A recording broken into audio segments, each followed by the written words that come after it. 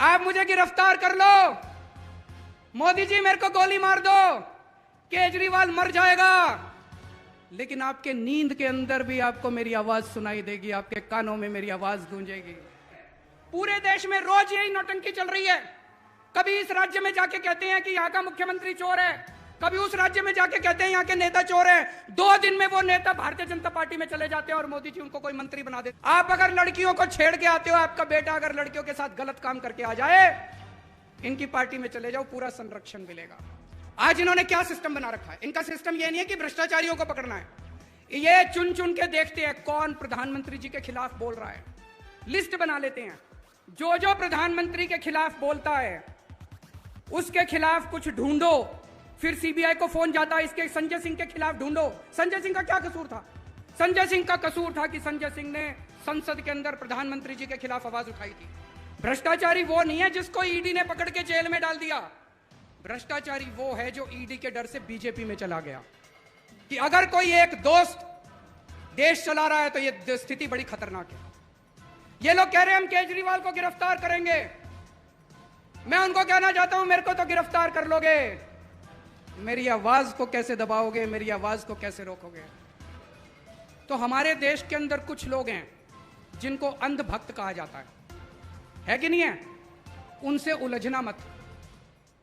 2 category है, कोई भी आदमी या तो अंधभक्त है या देशभक्त है। अंधभक्त देशभक्त नहीं हो सकता और देशभक्त अंधभक्त नहीं हो सकता। बीजेपी के पास भी इतना बड़ा संगठन नहीं है जितना आम आदमी पार्टी के पास है। इतना बड़ा तो छोड़ो, मुझे लगता है इसका 10वां हिस्सा भी नहीं है उनके पास जितना आज आम आदमी पार्टी का संगठन तैयार हो चुका है। मैं उनको कहना चाहता हूं, मेरे को फांसी तो दे दोगे, गोली तो मार दोगे। कहते मोदी जी के खिलाफ बहुत बोलते हो तुम, प्रधानमंत्री के खिलाफ बहुत बोलते हो तुम। तो आज मैं एक पेशकश करना चाहता हूं प्रधानमंत्री जी को। प्रधानमंत्री जी, मैं आपका समर्थन करूंगा, पूरी आम आदमी पार्टी आपका समर्थन करेगी। आप ये एक दोस्त की, प्रधानमंत्री जी कहते हैं मैं भ्रष्टाचारियों के खिलाफ लड़ रहा हूं, भ्रष्टाचार के खिलाफ लड़ रहा हूं। मैं प्रधानमंत्री जी को कहना चाहता हूं, मोदी जी अगर आप भ्रष्टाचार के खिलाफ असल में लड़ रहे होते, सचमुच में लड़ रहे होते, सबसे पहले केजरीवाल आपको सपोर्ट करता, आपका समर्थन करता। मेरे को आम आदमी पार्टी से प्यार नहीं है, मैं देश के लिए आया हूं। यहां जितने लोग बैठे हैं ये कोई आम आदमी पार्टी के लिए नहीं आए, ये देश बदलने की उम्मीद लेके आए हैं सब लोग। हम सब लोग आम आदमी पार्टी वाले आपका समर्थन करते अगर आप वाकई भ्रष्टाचार के खिलाफ लड़ रहे होते। मोदी जी एक स्टेट में गए, जाके उन्होंने कुछ नेताओं के नाम लिए, बोले इन नेताओं ने 70,000 करोड़ का भ्रष्टाचार कर दिया, इन नेताओं ने 70,000 करोड़ का भ्रष्टाचार कर दिया, इनको मैं जेल में डालूंगा। भाई साहब 4 दिन के बाद उन नेताओं ने भारतीय जनता पार्टी ज्वाइन कर ली, मोदी जी ने उसको उप मुख्यमंत्री बना दिया। यह भ्रष्टाचार के खिलाफ लड़ाई है? ये तो नौटंकी है, ये तो भ्रष्टाचार के खिलाफ लड़ाई नहीं है। और ये एक बार हुआ तो सोच लेते। पूरे देश में रोज यही नौटंकी चल रही है। कभी इस राज्य में जाके कहते हैं कि यहाँ का मुख्यमंत्री चोर है, कभी उस राज्य में जाके कहते हैं यहाँ के नेता चोर हैं। 2 दिन में वो नेता भारतीय जनता पार्टी में चले जाते हैं और मोदी जी उनको कोई मंत्री बना देते हैं, कुछ बना देते हैं, सब लोगों को पार्टी में शामिल कर लेते हैं। ये तो भ्रष्टाचार के खिलाफ लड़ाई नहीं है दोस्तों। आज पूरे देश में चर्चा हो रही है, कोई कितना भी बड़ा पापी हो, कोई कितना भी बड़ा अपराधी हो, किसी ने कोई भी पाप कर रखा हो, अपराध कर रखा हो, इनकी पार्टी में चले जाओ। मजाल किसी CBI, ED, income tax police वाले की हिम्मत हो जो छू दे उसको। आपका बेटा अगर किसानों को अपनी जीप के नीचे कुचल दे, इनकी पार्टी में चले जाओ, आपके ऊपर कोई कुछ नहीं होगा, आप खुलेआम घूम लेना। आप अगर लड़कियों को छेड़ के आते हो, आपका बेटा अगर लड़कियों के साथ गलत काम करके आ जाए, इनकी पार्टी में चले जाओ, पूरा संरक्षण मिलेगा। आज पूरे देश में चर्चा हो रही है, कितना ही बड़ा भ्रष्टाचार कर लो, कितना ही बड़ा डाका डाल लो, कितना ही बड़ा अपराध कर लो, इनकी पार्टी में चले जाओ, पूरा संरक्षण मिलेगा आपको। आज क्या माहौल है? भ्रष्टाचारी कौन है? भ्रष्टाचारी वो नहीं है जिसको ईडी ने पकड़ के जेल में डाल दिया। भ्रष्टाचारी वो है जो ईडी के डर से बीजेपी में चला गया। जिसको ईडी ने पकड़ के जेल में डाल दिया और जो अभी तक बीजेपी में नहीं गया, भाई साहब वो कट्टर ईमानदार है, ये समझ लेना। क्योंकि उसे पता है कि आज नहीं तो कल बाहर तो आ ही जाऊंगा। लेकिन जिसने बेईमानी कर रखी है, जिसने बेईमानी कर रखी है, उसको पता है अगर ईडी ने पकड़ लिया तो पूरी जिंदगी जेल जाना पड़ेगा, वो तुरंत उठ के बीजेपी में चला जाता है। तो एक चीज समझ लो, भ्रष्टाचारी कौन है और ईमानदार कौन है। जो आदमी ईडी के डर से बीजेपी में चला गया वो भ्रष्टाचारी है, और जो ईडी की रेड के बावजूद अगर ईडी ने गिरफ्तार कर लिया और बीजेपी में नहीं जा रहा, वो कट्टर ईमानदार है। पूरे देश में आज चर्चा हो रही है कि प्रधानमंत्री जी का एक दोस्त है। कौन है? कौन है? कहते हैं प्रधानमंत्री जी उस एक दोस्त के लिए ही काम करते हैं। पूरे देश में चर्चा है, मैं नहीं कह रहा, गली गली में, नुक्कड़ नुक्कड़ पे, चाय की दुकान पे, पान की दुकान पे यही चर्चा है कि प्रधानमंत्री जी एक ही आदमी के लिए काम करते हैं, एक ही दोस्त के लिए काम करते हैं। और आजकल तो चर्चा उल्टी होने लगी है कि असल में ये दोस्त ही देश चला रहा है, सारे निर्णय वो दोस्त ही ले रहा है, प्रधानमंत्री जी निर्णय नहीं ले रहे। जनता में चर्चा है, जनता में चर्चा है, लोग मेरे को आके बताते हैं कि जी दोस्त ही देश चला रहा है, कानून उस दोस्त के ऑफिस से बन के आते हैं और पास होते हैं, वो दोस्त ही निर्णय लेता है। और जब आप वोट डालने जाते हो, आप सोचते हो मैंने मोदी जी को वोट दिया, आपका वोट मोदी जी तक नहीं पहुंचता, आपका वोट मोदी जी के जरिए उनके दोस्त तक पहुंचता है, आपका वोट दोस्त के पास जाता है। जब आप वोट डालने जाओ तो यह समझ लेना, यह स्थिति बेहद खतरनाक है कि अगर कोई एक दोस्त देश चला रहा है तो यह स्थिति बड़ी खतरनाक है। ये लोग कह रहे हैं हम केजरीवाल को गिरफ्तार करेंगे, मैं उनको कहना चाहता हूं मेरे को तो गिरफ्तार कर लोगे, मेरी आवाज को कैसे दबाओगे, मेरी आवाज को कैसे रोकोगे? आप मुझे गिरफ्तार कर लो, मोदी जी मेरे को गोली मार दो, केजरीवाल मर जाएगा, लेकिन आपके नींद के अंदर भी आपको मेरी आवाज सुनाई देगी, आपके कानों में मेरी आवाज गूंजेगी। मरने के बाद भी मेरी आवाज आपको चैन से सोने नहीं देगी मोदी जी। अंग्रेजों ने भी यही सोचा था। भगत सिंह अंग्रेजों के खिलाफ खूब बगावत किया करते थे। अंग्रेजों ने सोचा इसको जेल में डाल दो, उन्होंने भगत सिंह को जेल में डाल दिया। जैसे ही जेल में डाला, घर घर के अंदर भगत सिंह की आवाज पहुंच गई दोस्तों। फिर उन्होंने सोचा भगत सिंह को फांसी दे दो, भगत सिंह को फांसी दे दी। भगत सिंह के विचार और भगत सिंह की आवाज आज 100 साल के बाद भी इस देश के कोने कोने में गूंज रही है। मैं मोदी जी से पूछना चाहता हूं, मेरे को गिरफ्तार तो कर लोगे, मेरी आवाज को कैसे रोकोगे, मेरे विचारों को कैसे रोकोगे, मेरी सोच को कैसे रोकोगे? मैं उनको कहना चाहता हूं मेरे को फांसी तो दे दोगे, गोली तो मार दोगे। कहते मोदी जी के खिलाफ बहुत बोलते हो तुम, प्रधानमंत्री के खिलाफ बहुत बोलते हो तुम। तो आज मैं एक पेशकश करना चाहता हूं प्रधानमंत्री जी को। प्रधानमंत्री जी मैं आपका समर्थन करूंगा, पूरी आम आदमी पार्टी आपका समर्थन करेगी। आप ये एक दोस्त की वो क्या कहते हैं, नौकरी करना बंद कर दो, दोस्त की दोस्ती छोड़ दो, 140 करोड़ लोगों के लिए काम करना चालू कर दो, ये दोस्त के लिए काम करना बंद कर दो, ये चोर उचक्के भ्रष्टाचारियों को संरक्षण देना बंद कर दो, इनको अपनी पार्टी के अंदर जितने चोर उचक्के बैठे हैं उनको सबको जेल भेज दो। देखो मैं तो क्या, ये सारा देश आपका साथ देगा। लेकिन अगर इस देश को कोई एक दोस्त चलाएगा, अगर इस देश के अंदर भ्रष्टाचारियों को, पापियों को, अपराधियों को संरक्षण दिया जाएगा, तो अपनी जान की परवाह किए बिना इस देश का एक एक बच्चा आपकी खिलाफत करेगा।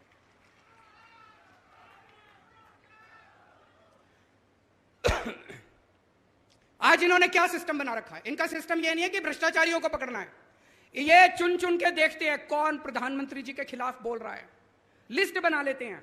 जो जो प्रधानमंत्री के खिलाफ बोलता है उसके खिलाफ कुछ ढूंढो, फिर सीबीआई को फोन जाता है इसके संजय सिंह के खिलाफ ढूंढो। संजय सिंह का क्या कसूर था? संजय सिंह का कसूर था कि संजय सिंह ने संसद के अंदर प्रधानमंत्री जी के खिलाफ आवाज उठाई थी। संजय सिंह के खिलाफ कुछ ढूंढो, इसके खिलाफ कुछ ढूंढो। अगर कुछ नहीं मिलता तो कहते हैं कुछ मारो, किसी को पीटो, इसके घर में सबूत डाल दो, फर्जी केस बना दो और पकड़ के उसको जेल में डाल दो। यह सिस्टम आज इन लोगों ने बना रखा है। ऐसे देश तरक्की नहीं कर सकता दोस्तों। आज ये शपथ लेने के बाद आप लोगों को घर घर जाना है, पूरे हरियाणा के अंदर एक एक घर में जाना है। डरना नहीं है, मन से डर निकाल देना। आप में से एक एक आदमी को भगत सिंह बनना है। ये कहते हैं हम केजरीवाल को गिरफ्तार कर लेंगे, ये इतने सारे जो सामने बैठे हैं सारे केजरीवाल है, किस किस को गिरफ्तार करोगे? हजारों लाखों के केजरीवाल है, किस किस को गिरफ्तार करोगे? आप सब लोग को केजरीवाल बनना है, डरना नहीं है, घबराना नहीं है, घर घर में जाना है और ये सारी बातें बतानी है कि किस तरह से देश को लूटा जा रहा है, किस तरह से पूरे देश को बर्बाद किया जा रहा है।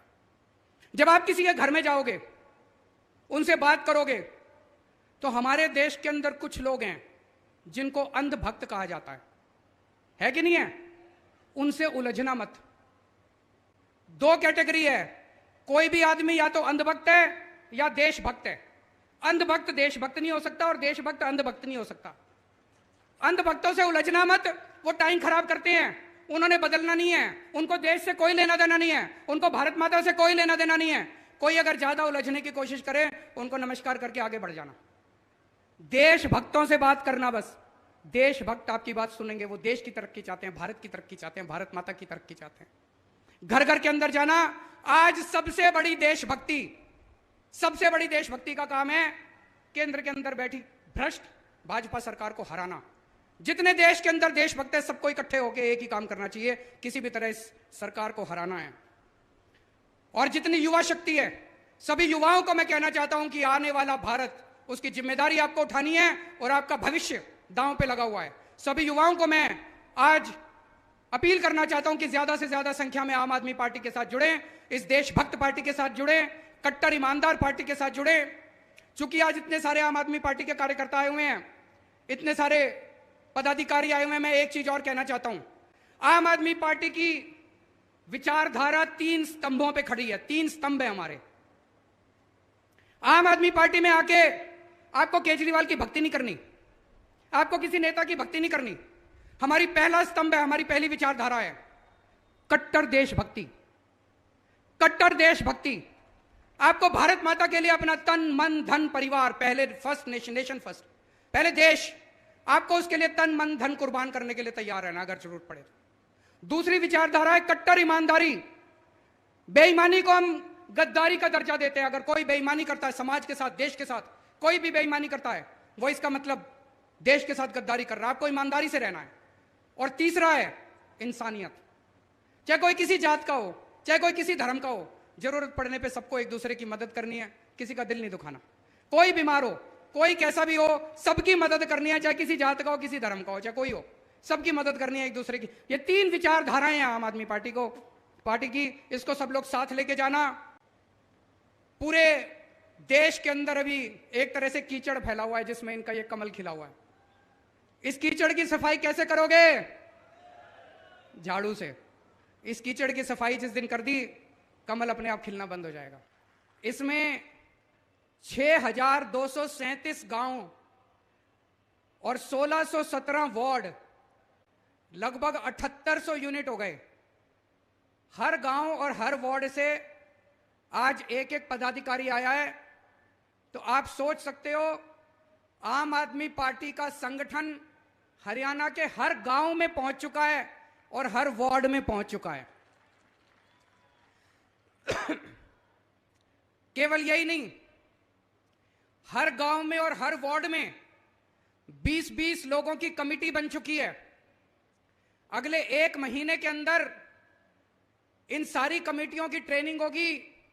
गांव-गांव में बदलाव यात्रा निकलेगी, पूरे हरियाणा में बदलाव यात्रा निकलेगी। और 1-1.25 महीने के बाद ये जो 20-20 लोगों की कमेटी बनी है, ये ये भी पदाधिकारी हैं, इन सारे पदाधिकारियों की लगभग 1.25 लाख पदाधिकारियों की दिसंबर के महीने में शपथ ग्रहण करवाया जाएगा। जिस पार्टी के इतने पदाधिकारी हों, क्या उस पार्टी को कोई हरा सकता है? आज मैं भाई साहब चैलेंज के साथ कह सकता हूं, कांग्रेस के पास भी इतना बड़ा संगठन नहीं है जितना आज आम आदमी पार्टी के पास है। बीजेपी के पास भी इतना बड़ा संगठन नहीं है जितना आम आदमी पार्टी के पास है। इतना बड़ा तो छोड़ो, मुझे लगता है इसका 10वां हिस्सा भी नहीं है उनके पास जितना आज आम आदमी पार्टी का संगठन तैयार हो चुका है। और संगठन हवा में नहीं बनता। संगठन में हड्डी होती है, खून होता है। संगठन तब बनता है जब लोगों को उस संगठन से, उस पार्टी से उम्मीद होती है। आज अगर कांग्रेसी या आज अगर भाजपा वाले गांव-गांव में जाएं और कहें हम संगठन बनाना चाहते हैं, जुड़ो हमारे साथ, कोई नहीं जुड़ने वाला। आज जब आम आदमी पार्टी का कार्यकर्ता घर घर में जाता है तो हर घर का बच्चा बच्चा कहता है मैं भी जुड़ूंगा, मैं भी जुड़ूंगा, मैं भी जुड़ूंगा। क्यों? आम आदमी पार्टी से उम्मीद है लोगों को। मैं डॉक्टर संदीप पाठक से बात कर रहा था। डॉक्टर संदीप पाठक हमारे पार्टी के राष्ट्रीय संगठन महामंत्री हैं और जिस तरह से वो जमीन पे काम करते हैं संगठन बनाने का, यह भी एक कला है संगठन बनाना। तो मैं उनसे पूछ रहा था हरियाणा का क्या माहौल है। वो कहते हैं भाई साहब मैं ज्यादा बड़ी बात नहीं करूंगा, लेकिन जो माहौल पंजाब में चुनाव के दिनों में था, बोले जी आज हरियाणा के अंदर उससे 10 गुना ज्यादा माहौल है जितना पंजाब के अंदर था। और मैं डॉक्टर संदीप पाठक की असेसमेंट की इज्जत करता हूं क्योंकि ये जमीन पे रह के काम करते हैं। तो आज पूरी जिम्मेदारी के साथ मैं स्टेटमेंट देना चाहता हूं। दिल्ली के लोगों ने मिलकर पहली आम आदमी पार्टी की सरकार दिल्ली में बनाई थी। पंजाब के लोगों ने मिलकर दूसरी आम आदमी पार्टी की सरकार पंजाब में बनाई थी। 2024 के अंदर हरियाणा के लोग मिलकर हरियाणा के अंदर तीसरी आम आदमी पार्टी की सरकार बनाने जा रहे हैं। खबरों में बने रहने के लिए फोरम 4 को सब्सक्राइब करें और नोटिफिकेशन पाने के लिए बेल आइकन दबाएं।